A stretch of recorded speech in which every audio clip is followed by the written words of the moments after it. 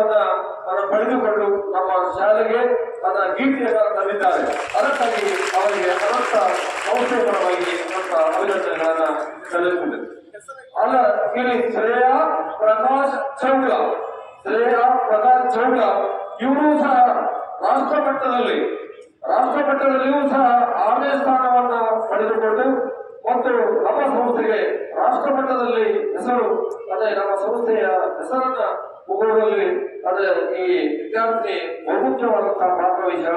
ಅದಕ್ಕಾಗಿ ನಮ್ಮ ಸಂಸ್ಥೆಯ ಪರವಾಗಿ, ನಮ್ಮ ಅಧ್ಯಕ್ಷರ ಪರವಾಗಿ, ಎಲ್ಲ ಉಪನ್ಯಾಸಕರ ಪರವಾಗಿ ಈ ವಿದ್ಯಾರ್ಥಿನಿಯರಿಗೆ ಅನಂತ ಅಭಿನಂದನೆಗಳನ್ನ ಸಲ್ಲಿಸುತ್ತಿದೆ.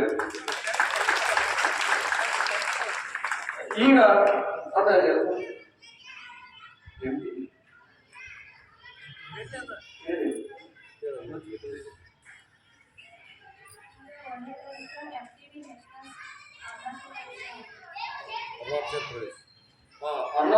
ಏನು ಅಂದ್ರೆ ಕೀರ್ತಿಯನ್ನು ತಂದ ಇಂಥ ವಿದ್ಯಾರ್ಥಿ ಎಲ್ಲರಿಗೂ ಆದರ್ಶ. ಯಾಕಂದ್ರೆ ಕೇವಲ ಏನಿರ್ತದೆ, ಇವರು ಒಂದು ಕ್ಷಣದಲ್ಲಿ ಹೇಗಿರ್ತಾರೆ, ನಾನು ಸೈನ್ಸ್ ಬೇಡ ಅಂತ ಪಾಠ ಹೇಳಿದೆ, ನೀನು ಆರ್ಟ್ಸ್ ಮಾಡೋದು ಚಲೋಲ್ಲ, ನೀನು ಸೈನ್ಸ್ನಲ್ಲಿ ಈ ಸ್ಪೋರ್ಟ್ಸ್ನಲ್ಲಿ ಕಂಟಿನ್ಯೂ ಮಾಡಕ್ ಆಗೋದಿಲ್ಲ, ಅದಕ್ಕಾಗಿ ಆರ್ಟ್ಸ್ ಮಾಡಿ ನೀನು ಸ್ಪೋರ್ಟ್ಸ್ ಅಲ್ಲಿ ಭಾಗವಹಿಸು ಅಂತಂದೆ.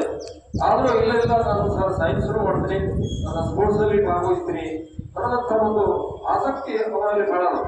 ಇಂಥ ಜನ ನಿಮ್ಮಲ್ಲಿ ಬರಲಿ, ನೀವು ಸಹ ಬೇರೆ ಬೇರೆ ಚಟುವಟಿಕೆಯಲ್ಲಿ ಭಾಗವಹಿಸಿ, ಇವರು ನಿಮಗೆ ಎಲ್ಲ ಸ್ಫೂರ್ತಿ ನೀಡಲಿ ಅಂತ.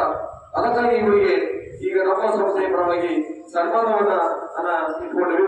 ಆ ಸನ್ಮಾನದಲ್ಲಿ ಎಲ್ಲರೂ ನಮ್ಮ ಅಧ್ಯಕ್ಷರ ಪರವಾಗಿ ಅಂದ್ರೆ ಅವರಿಗೆ ಸನ್ಮಾನ ಮಾಡಲಿಕ್ಕೆ ಪ್ರಯತ್ನ ಮಾಡಬೇಕು. ಎಲ್ಲರೂ ಇದರಲ್ಲಿ ಭಾಗವಹಿಸಬೇಕಂತ ಎಲ್ಲರಿಗೆ ಕೇಳಿಕೊಳ್ಳಿ.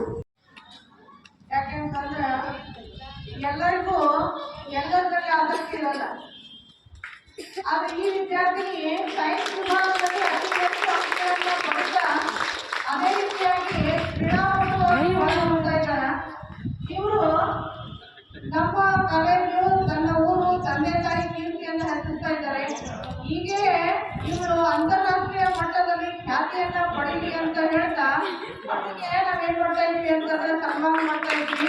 ಅವೆಲ್ಲ ವಿದ್ಯಾರ್ಥಿಗಳು ಇವರಿಗೆ ಮಾದರಿಯಾಗಿ ಇಟ್ಕೊಂಡು ಅಭ್ಯಾಸದಲ್ಲಿಯೂ ಸಹ ಮುಂದುವರಿ, ಅದೇ ರೀತಿಯಾಗಿ ಇತರ ಚಟುವಟಿಕೆಗಳಲ್ಲಿ ಮುಂದುವರಿ ಅಂತ ಹೇಳ್ತಾ 2 ಮಾತುಗಳನ್ನ ಮುಗಿಸ್ತಾ ಇದ್ವಿ. ಧನ್ಯವಾದಗಳಮ್ಮ. ನಮ್ಮ ಕಾಲೇಜಿಗೆ ಒಳ್ಳೆಯ ಕೀರ್ತಿಯನ್ನು ತಂದಿದ್ದೀರಿ. ಇದೇ ರೀತಿಯಾಗಿ ಸೈನ್ಸ್ ವಿಭಾಗದಲ್ಲಿ ಅತಿ ಹೆಚ್ಚಿನ ಅಂಕಗಳನ್ನು ಗಳಿಸಿ ಇನ್ನೂ ನೀನು ನಿನ್ನದೇ ಆದಂತಹ ಪ್ರತಿಭೆಯನ್ನು